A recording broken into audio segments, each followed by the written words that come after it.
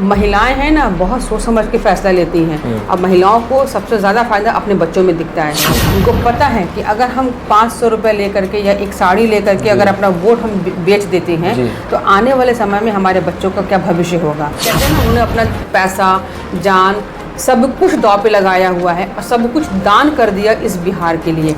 अगर अब भी बिहार नहीं समझेगा तो हमको नहीं लगता कि कोई दूसरा शख्स आकर के इसको समझा पाएगा। नमस्कार, मैं रितेश कुमार। हमारी मौजूदगी है महाराजगंज विधानसभा क्षेत्र में और हमारे साथ है बातचीत करने के लिए आज डॉक्टर सबीना जी। डॉक्टर सबीना जी, हमको ये बताइए, अभी जो आप लोग जन सुराज का प्रचार कर रहे हैं जोरों शोरों से, आपके गांव का, आपके क्षेत्र का माहौल क्या है? जनता क्या पसंद कर रही है? जनता भी जन सुराज ही चाह रही है, क्योंकि परेशान हो चुके हैं जनता भी झूठे वादे सुन सुन करके। प्रशांत भाई का विज़न बिल्कुल क्लियर है, जनता उनके साथ है और उनके हर एक कदम पर जनता उनके साथ चल रही है और कंधे से कंधा मिला करके आगे बढ़ रही है। क्या लगता है जो प्रशांत जी बिहार बदलाव यात्रा चालू किए हैं, जनता को क्या संदेश देना चाहते हैं प्रशांत जी? प्रशांत भाई जनता से खुद मिलना चाहते हैं। उनका ये कहना है कि जब तक हम नहीं मिलेंगे तब तक हम चीज़ों को समझ नहीं पाएंगे। 3 साल पहले वो पैदल चलना शुरू किया, आज तक इतिहास गवाह है कोई नेता भी पदयात्रा नहीं किया है। ये हमारे प्रशांत भाई पहले ऐसे हैं शख्स हैं जिन्होंने पूरे बिहार को पैदल नापा है। नापने का एक ही रीज़न था कि वो गांव के हालात, गांव के लोगों से उनकी ज़बानी सुनना चाहते थे। और ये एक पदयात्रा अभी ख़त्म हुई है और दूसरा उन्होंने फिर से एक बार मिलना शुरू किया कि जिनसे हम नहीं मिल पाए, जो क्षेत्र हमसे छूट गया, उनसे वापस से मिले और उनकी समस्याओं को खुद जाने, खुद सुने। उन्होंने ये कहा, हम किसी पर यकीन नहीं करेंगे, हम जनता से खुद सुनेंगे कि उनकी खुद की समस्या क्या है। क्या लगता है प्रशांत जी जो विजन लेकर चले हैं, महिलाओं को, युवाओं को, बच्चों को जो देना चाहते हैं, क्या लगता है जनता इस पर विश्वास करेगी? क्योंकि ये नया पार्टी है। देखिए, पार्टी तो बेशक नहीं है, लेकिन जनता को विश्वास करना पड़ेगा, क्योंकि उसके पास इसके अलावा कोई ऑप्शन भी नहीं है। आज तक इतने सालों से बिहार में हर किसी का राज रहा, 30-35 सालों से बिहार देख रही है, हर किसी का राज देख रही है। आज तक बिहार में बदलाव के नाम पर ना के बराबर हुआ है। आज प्रशांत भाई इस बात को कह रहे हैं कि हम बदलाव कर रहे हैं और उनका विज़न बिल्कुल क्लियर है। और जो हमारा बिहार है ना, वो पूरी तरीके से बीमार हो चुका है और इस बीमार को इलाज की ज़रूरत है और प्रशांत किशोर नाम का डॉक्टर ही इसको ठीक कर सकता है। और हमको नहीं लगता कि उनके जैसा हिम्मत वाला, और कहते हैं ना, उनके जैसा दम वाला कोई बंदा दूसरा कोई पैदा होगा, क्योंकि युगों युगों में ना ऐसा बंदा भी पैदा होता है, दूसरा तो नहीं आएगा जो बिहार को, ज़मीन से गिरे हुए बिहार को उठा करके खड़ा करके चला सके। तो बिहार में की हिम्मत है कि वो इतनी मेहनत कर रहे हैं और अपना जान दिए। अगर आप दान में किसी को दीजिएगा तो क्या दीजिएगा? पैसा दीजिएगा, खाना दीजिएगा, या थोड़ा बहुत किसी को अपना समय दीजिएगा। लेकिन वो शख्स, उसने अपना जीवन दे दिया। पैसा तो लगा ही रहा है, अपना जीवन, सब कुछ, अपना जान दे दिया, जीवन दे दिया। आप बताएं, जनवरी की ठंड में बच्चों के लिए जब लाठीचार्ज हुआ पटना में, तो कौन गया 6 दिन के लिए अनशन पर बैठने के लिए? वो प्रशांत किशोर ही थे। तो उन्होंने अनशन वहाँ पर बैठ करके अनशन किया। उस सर्दी में गांधी मैदान में बैठे रहें 24 घंटे और पुलिस उनको ज़बरदस्ती खींच करके, आप लोगों ने वीडियो भी देखा होगा, उनको लेकर के गई। सारा दिन पूरा पटना शहर घुमाया। हम सब लोग वहाँ पर थे, हम सब लोग साथ में थे। ये बताइए कौन नेता करेगा?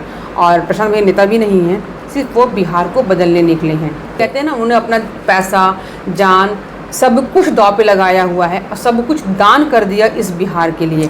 अगर अब भी बिहार नहीं समझेगा तो हमको नहीं लगता कि कोई दूसरा शख्स आकर के इसको समझा पाएगा। ये बिहार के लिए आखिरी मौका है कि वो अपने नेता को पहचाने, अपनी ज़रूरत को पहचाने, अपने वोट की ताकत को पहचाने और सही लोग को वोट करें। देखिए, बिहार में जो सबसे बड़ी समस्या है वो रोजगार को लेकर है। पिछले 2 सालों में नीतीश जी दावा करते हैं कि 24 लाख हम युवाओं को रोजगार दिए हैं और आने वाले 2 सालों में उसको हम 54 लाख तक पहुंचाएंगे। तो क्या लगता है, जो प्रशांत जी सरकारी नौकरी का तो वादा नहीं करते हैं, कहते हैं प्रशांत जी कि हम प्राइवेट नौकरी ही देंगे, लेकिन हर गाँव में 10 से 12 हज़ार का रोजगार देंगे। अभी कुछ दिन पहले इस बात पे आप लोगों का काम फंस सकता है। अच्छा, अभी आप कुछ दिन पहले आपने देखा होगा बीपीएससी की टीचर भर्ती निकली थी। तो आप अगर उठा के आंकड़ा देखिएगा तो बिहार से ज़्यादा यूपी वालों को नौकरी मिली। तो ऐसा सरकार ने क्यों किया? पहले अपने घर में देखेंगे ना भूखा कौन है, तब तो हम बाहर खिलाने जाएंगे। पहले अपने बच्चों को नौकरी देनी चाहिए थी ना, उसके बाद ना बाहर वालों को देनी चाहिए थी। सबसे पहली गलती तो वहीं पर हो गई। दूसरा, प्रशांत भाई कहते हैं कि जब जनसुराज आएगा तो 10 से 15 हज़ार कमाने के लिए हमारे बिहार के बच्चों को बिहार छोड़ करके बाहर नहीं जाना पड़ेगा। इसका बिल्कुल उन्होंने एक खाका बना के रखा हुआ है। तो ऐसा तो कोई प्लेटफॉर्म नहीं है। आपने देखा होगा कहीं कहीं बोर्ड पर लिखा होगा माई बहन योजना, 2500 या 25,000 रुपये 2500 रुपये महिलाओं को दिया जाएगा। अब आंकड़ा देख लें कि जितनी महिलाएं हैं, लगभग कितनी महिलाएं हैं बिहार में, 6 करोड़ महिलाएं बिहार में हैं। अगर 2500 महीना हर महिला को देते हैं, यहाँ पे लड़कियों की बात नहीं हो रही है, महिलाओं की बात हो रही है, और 6 करोड़ महिला हैं, तो अगर 2500 रुपये महीना देते हैं तो आपका बजट कहाँ जा रहा है? आपके पास क्या इतना बजट है महिलाओं को देने के लिए? ये भी आप सब कुछ सामने है, कुछ छुपा हुआ नहीं है, सबके हाथ में फ़ोन है, इंटरनेट है। आप लोग सर्च करिए, काउंट करिए, उतने तो गिनती आपके मोबाइल में आएगा भी नहीं जितना उस पर काउंट आएगा। तो आप 1.5 लाख करोड़ महीना, तो आप ये बताइए कि कहाँ से होगा? ये वादे सही है या गलत है? ये भी आंकड़ा आप लगा लीजिए, इतना तो सबको समझ में आ रहा है। वोट की दृष्टि से देखा जाए तो जो तेजस्वी यादव माई बहन योजना को जो लेकर बयान कर रहे हैं कि हम 2500 देंगे, अभी आपने कहा, तो महिलाएं देखिए हमेशा ऐसा बिहार में देखता है कि जहां पर उसको फ़ायदा दिखता है ना, वहीं पर वो लोग ज़्यादातर जाते हैं। जो गरीब परिवार से महिला आती हैं वो देखते हैं कि हमारे लिए जो सरकार आने वाली है वो करेगी क्या। तो यहाँ पे आप लोगों का बहुत बड़ा नुकसान हो सकता है। कोई नुकसान नहीं होगा। महिलाएं हैं ना, बहुत सोच समझ के फैसला लेती हैं। अब महिलाओं को सबसे ज़्यादा फायदा अपने बच्चों में दिखता है। उनको पता है कि अगर हम 500 रुपये लेकर के या एक साड़ी लेकर के अगर अपना वोट हम बेच देते हैं तो आने वाले समय में हमारे बच्चों का क्या भविष्य होगा। आज की महिलाओं को अपने बच्चों का भविष्य की बहुत चिंता है, तो वो महिलाएं बहुत सोच समझ कर वोट करेंगी और वो महिलाएं अपने बच्चों का चेहरा देख के ज़रूर वोट जाएंगी। बिहार की महिलाओं पर हम लोग को इतना तो यकीन है, क्योंकि हम लोग जब मिलते हैं ना, हमेशा पुरुषों का वोट बिकता है। थोड़ा इसको आप लोग प्लीज़ बुरा मत मानिएगा, लेकिन ये आंकड़ा रहा है कि पुरुषों का वोट बिकता है लेकिन महिलाओं का वोट नहीं बिकता है। महिलाओं को पता होता है, क्योंकि उसका रीज़न भी है कि महिलाएं घर चलाती हैं, पुरुष घर नहीं चलाता। पुरुष का काम है पैसा कमा कर महिला को दे देना। महिला को पता है कि उतने पैसे में हम घर कैसे चलाएंगे, चीज़ों को मैनेज कैसे करेंगे।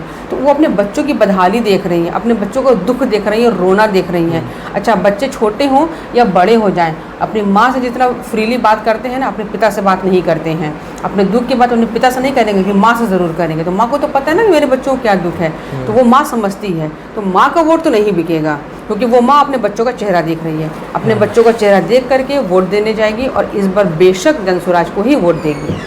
जनसुराज की सरकार बन रही है, आप लोगों का कहना यही है, प्रशांत जी ने क्लियर कर दिया है।